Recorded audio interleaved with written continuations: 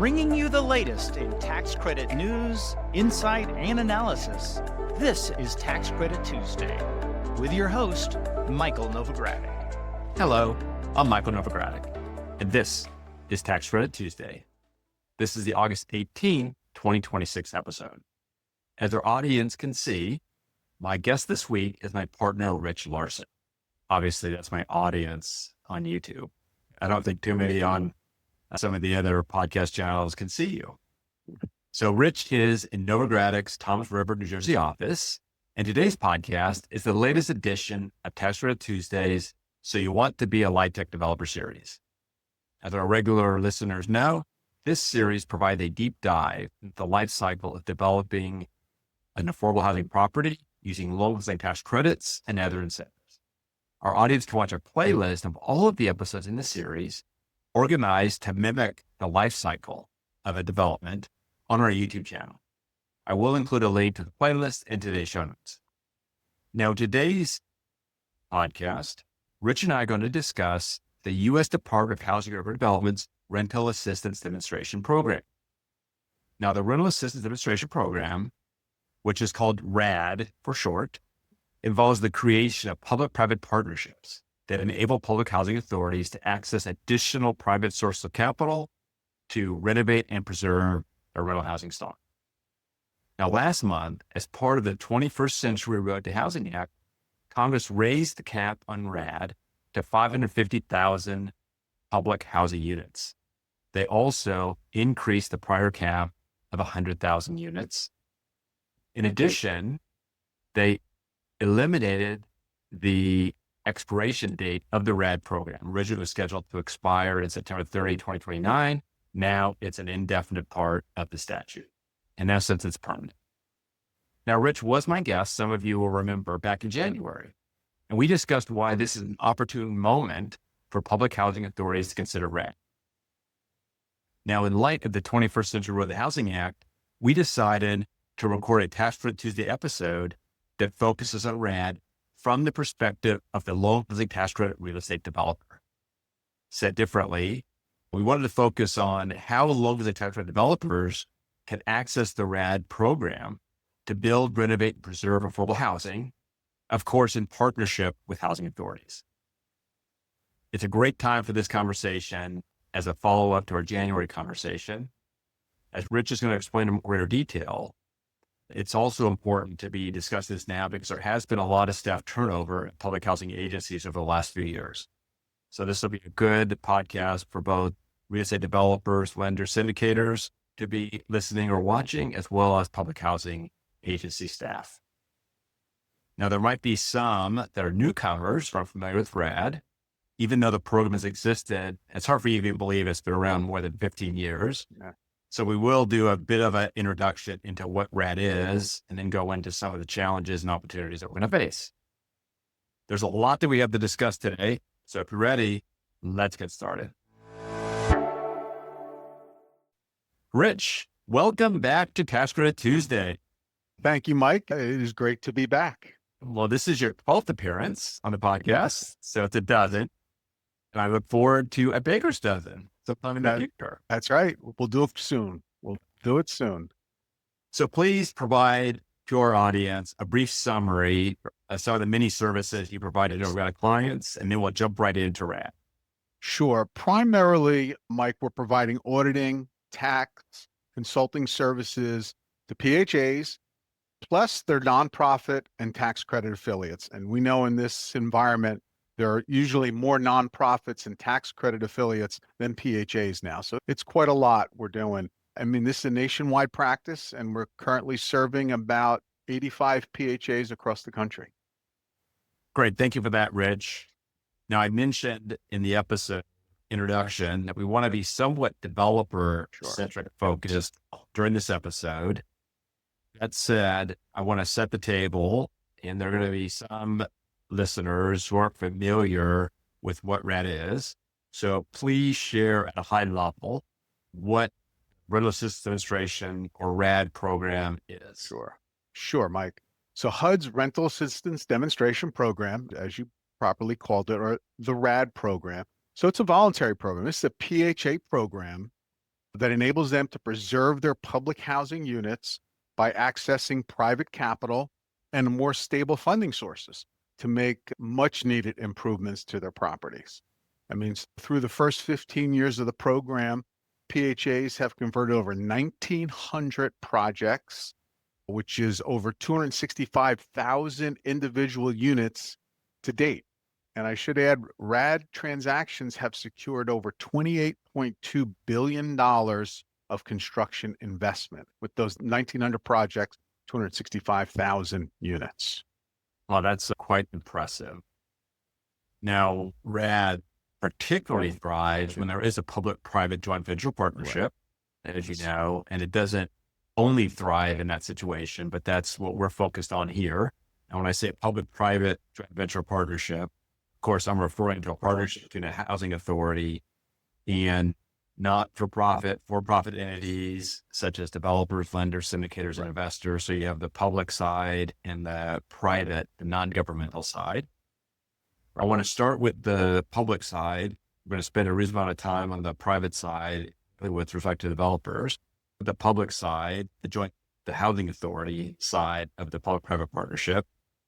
We've given a general overview about why public housing authorities consider using and use the RAD program, but if you could explain a little bit more depth why so many public housing authorities are looking to the RAD program. And it seems like every year there's a greater number that are seeing the benefits of that type of financing execution. Yeah, especially recently, Mike. It is not a great environment right now for PHAs to own and operate public housing units.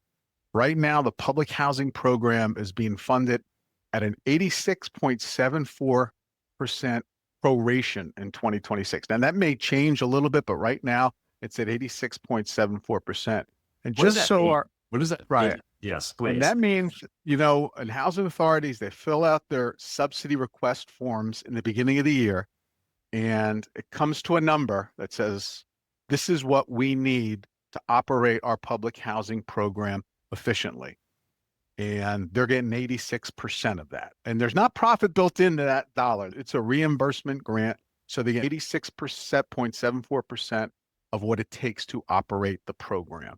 So you could see it's a challenge. Plus, on top of that, there's been a couple new notices that have come out from HUD just in 2025 that restricts the use of those operating subsidy grants that the PHA gets. And then also another notice came out that restricts the eligible uses of program income. So if you have a project that actually is making money at the end of the year, there's restrictions on how they can spend it. And it's just making it harder to manage public housing program. And on top of that, tangent. Sorry to interrupt, but what's that? Sorry to interrupt. I want to take a bit of a tangent here, because if I'm listening to this and I hear 86, 87% of the costs are being funded, how's the rest of the cost getting dealt with?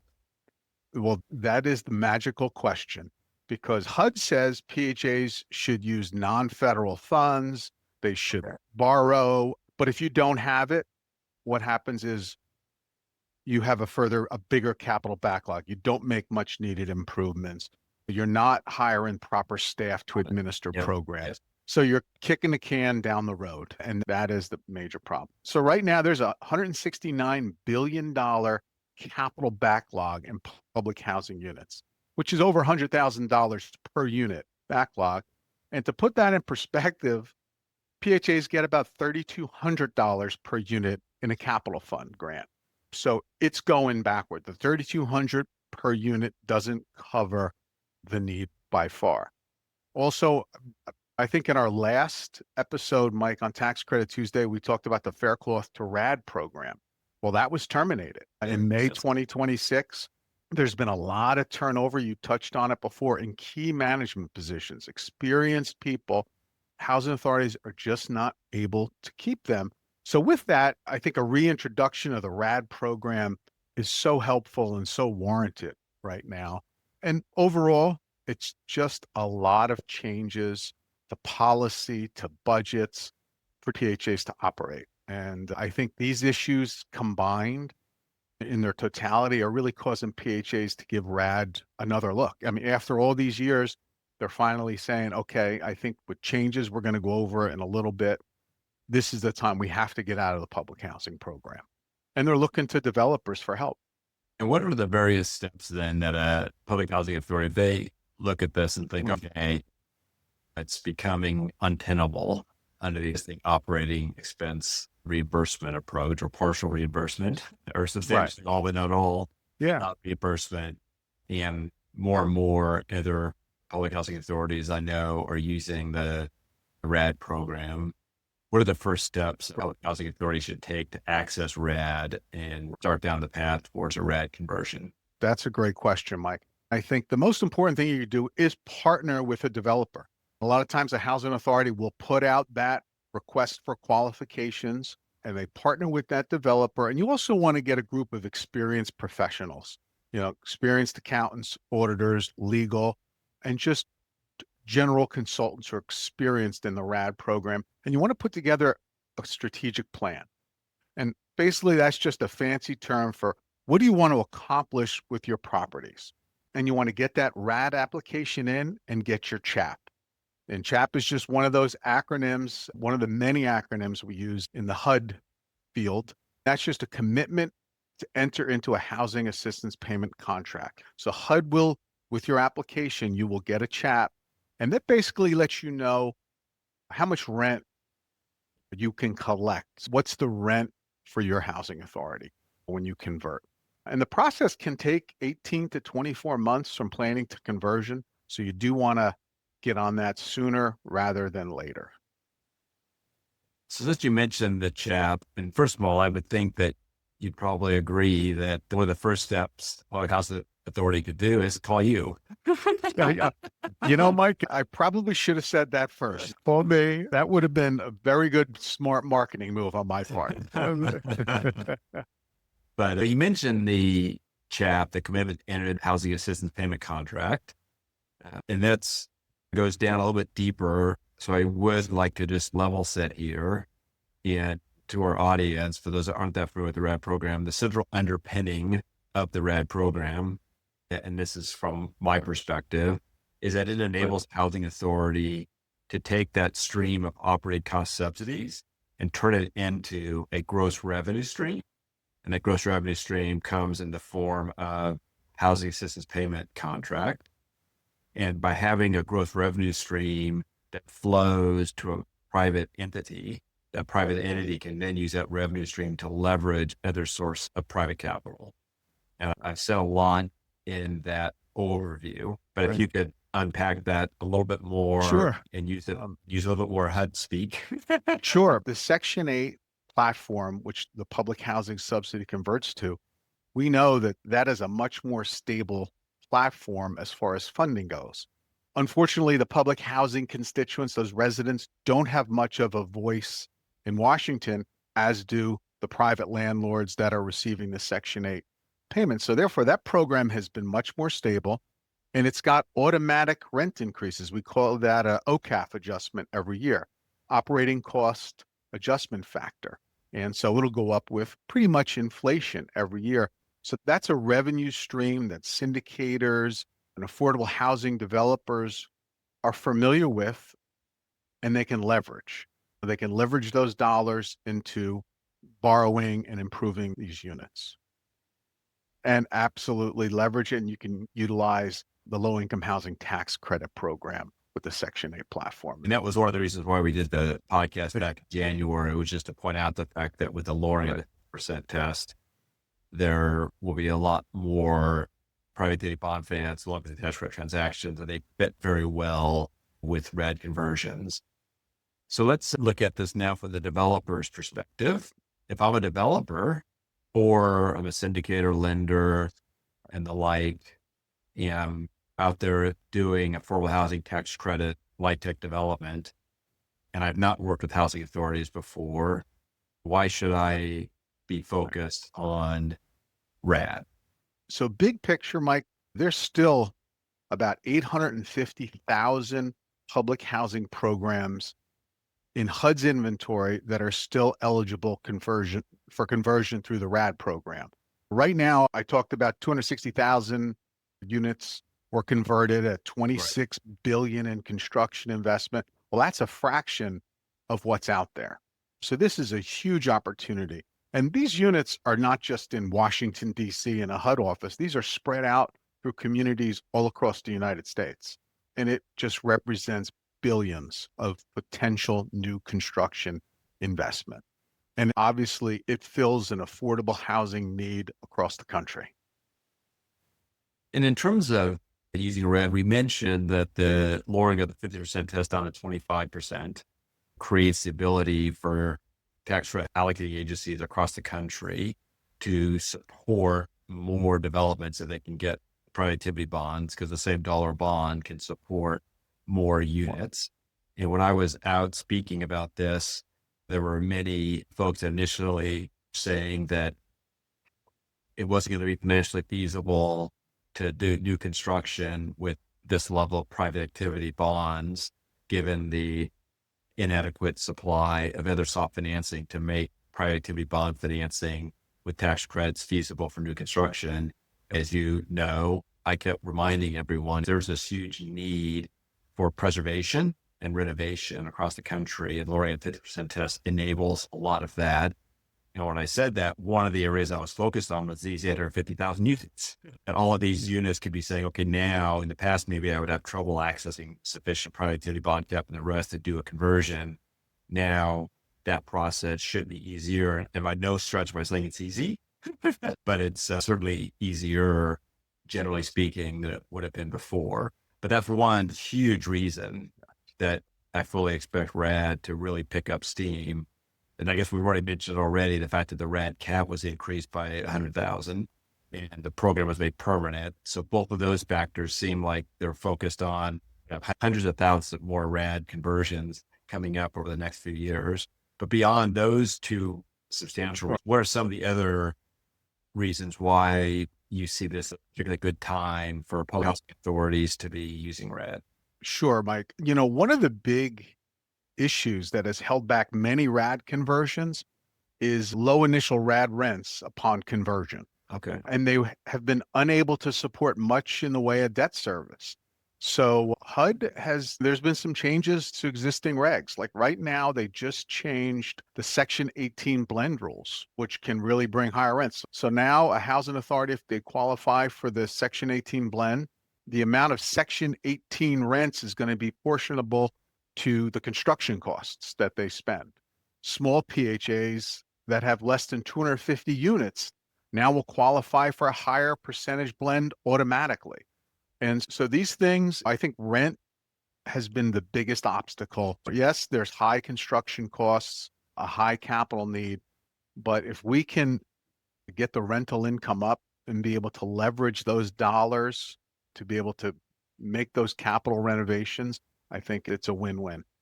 No, that's a great point, and a reminder for developers and housing authorities that you looked before and you couldn't get the financing to work. You might want to dust off those plans. Now with the Section 8 blend rule changes, it might be, what wasn't financially feasible before might be financially feasible now.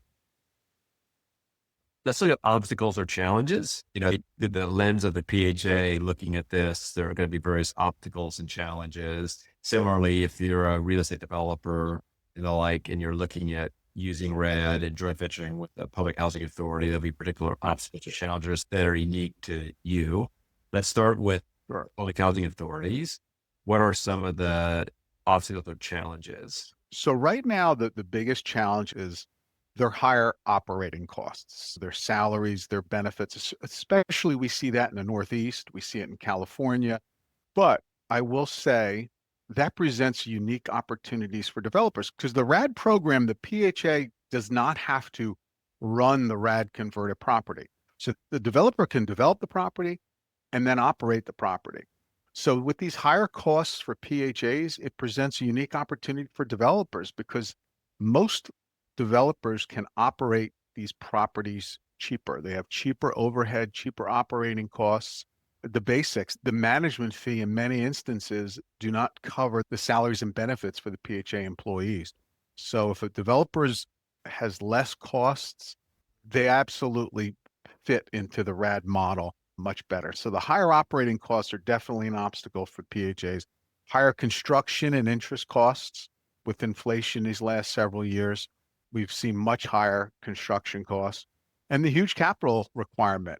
A lot of these PHAs have waited and they went from a 50,000 per unit need to now 100,000 per unit need. That's an example.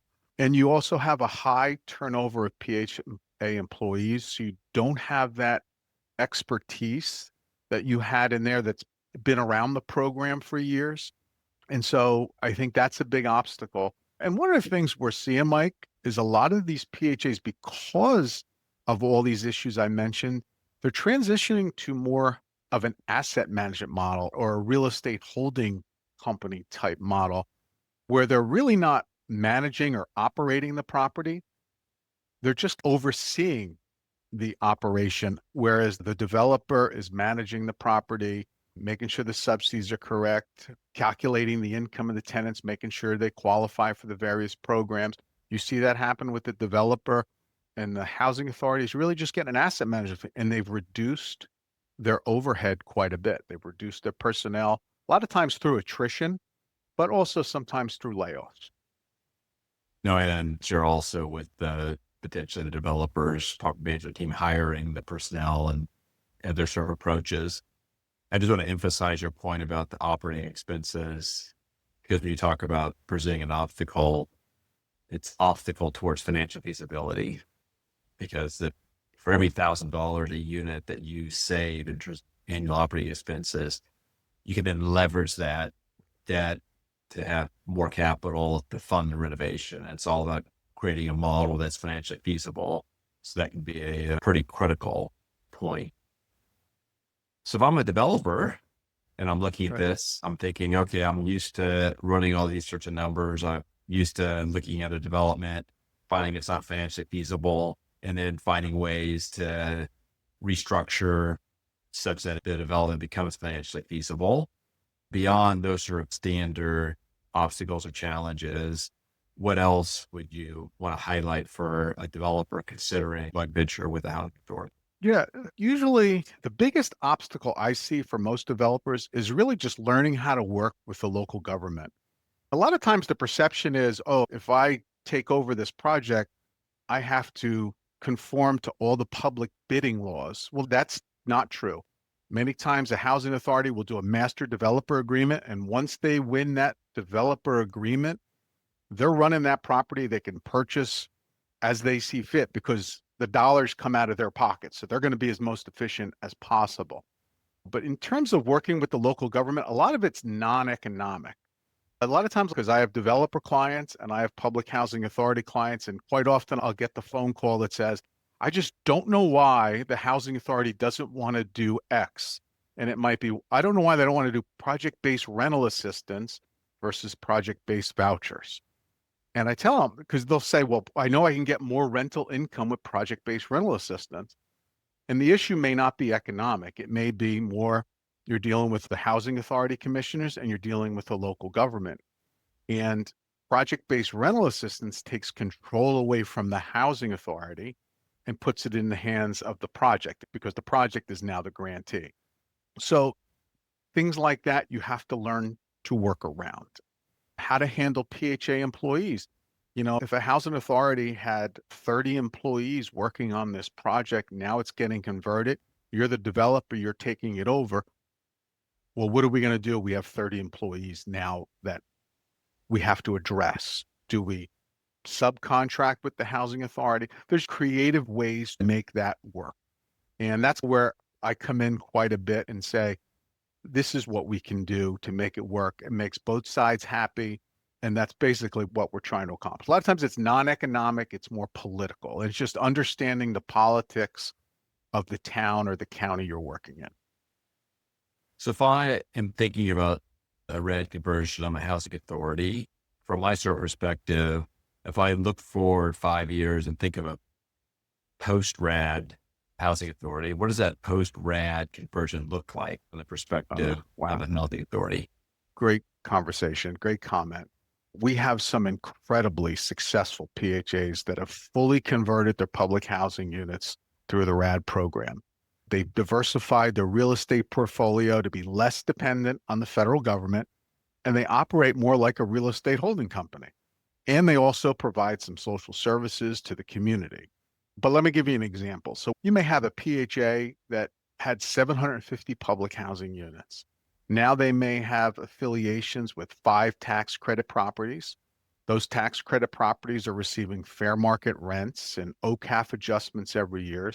They may be providing some property management services, some consulting services for the various federal programs. They may be a nonprofit social service provider. The big picture is those successful RAD conversions, these housing authorities are generating non-federal money. And basically what I mean by non-federal money, it's unrestricted money, money that doesn't have strings attached to it. So they're much less regulated. They're reinvesting back into their communities based on the community's need, based on what they want to do as a board. And it's incredibly rewarding now for them. And they're not basing spending their money on what the HUD regulation says they need to spend it on. If they want to do a playground, if they want to do a community center, they can do that. And I think it's a lot more rewarding for housing authority employees, for commissioners, and just overall, I think it's a win-win. It reminds me of the focus within the not-for-profit sector that strength matters. Financial strength matters to the mission. And to the extent that housing authorities are able to generate more money, they can have more mission. So it's definitely one of those win-win sort of situations if the RAD conversion moves along successfully. So thank you, Rich. I appreciate you being on the podcast. You shared a lot about the RAD process in the course of the podcast.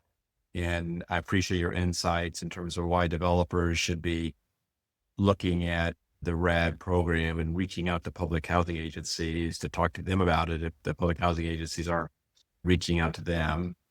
And as you know, every podcast, we have an off mic section. Before we segue to the off mic section, what else should our audience know? So Novogradac, we have a conference. We have 2 LIHTC conferences coming up, one in Honolulu, September 16th to the 17th. But if you're on the East Coast, that might be a little tough to get there. And so you can do October 1st and the 2nd in Nashville. So 2 LIHTC conferences coming up. Also, Novogradac, we have various working groups. We have a LIHTC working group and we have a rental housing preservation working group, and we'd love you to get involved in that. We also have a RAD handbook that we publish, and you can get a copy of that. And if you have any questions, always you can give me a call or email me. I appreciate you pointing out the Honolulu, Hawaii conference coming up September 16th and 17th. And that is a Wednesday, Thursday, not our typical Thursday, Friday. Nashville, October 1st and 2nd, Thursday, Friday. It is Wednesday, Thursday, so it makes it a little bit easier on those that are traveling from the East Coast. And it's definitely a bit of a trek, but we have many folks coming already registered from the East Coast. So we encourage all of our audience, come to both. And if you do come to one or the other, please make a note of coming up to me and saying hello. It's always enjoyable to meet members of the audience. So thank you, Rich. Let me also to our audience for more information on the topics we discussed. I encourage you to reach out to Rich via the show notes for the episode. We're changing how we make the ability to access our guests so that it doesn't get too much into the spam filtering and all the rest. But anyways, please go to the show notes to get the contact information for Rich. And to our listeners, if you've received value from today's episode, I encourage you to subscribe to Tax Credit Tuesday. You can subscribe on your favorite podcast platform. I also encourage you to share the episode with colleagues. And as I noted, please visit today's show notes. As always, if you have thoughts on this episode or ideas for future ones, please send us an email at contact@novogradac.com. So now we've reached our off mic section, and this is where we like to use this space to give a shout out to others working in the tax credit and tax incentive communities to highlight a professional who's worthy of recognition. So Rich, who would you like to shout out? Oh, perfect timing, Mike. Satish Bhaskar, the longtime CFO of the El Paso Housing Authority, is retiring after an extremely successful career in which he led the RAD conversion of over 5,900 public housing units. Now, that was the largest RAD conversion for years until recently. NYCHA, the New York City Housing Authority, and the Chicago Housing Authority topped it. But it is the model that PHAs follow going forward. They created dozens of entities. They reduced their costs, increased their profitability. They're just rehabbing and reinvigorating the city of El Paso with all the development they're doing. Satish is a true trailblazer in the industry. I've known him for a couple decades now, and I will miss him, but his family lives local to me on the East Coast, so I do plan on seeing him in the future. So thank you for that shout out. Let me echo your shout out to Satish. It's been wonderful working with him and seeing the vision that he had in El Paso, and his efforts go well beyond the 1,500 public housing units that were converted, because he's helped educate other housing authorities about the process. And I know there have been many housing authorities that have went to El Paso and met with him, and the work that he has done to expand the adoption of the RAD program is really a tremendous legacy that he's leaving behind. Couldn't agree more, Mike. So thank you again for bringing the podcast today, Rich. And to our audience, I'm Michael Novogradac. Thanks for listening.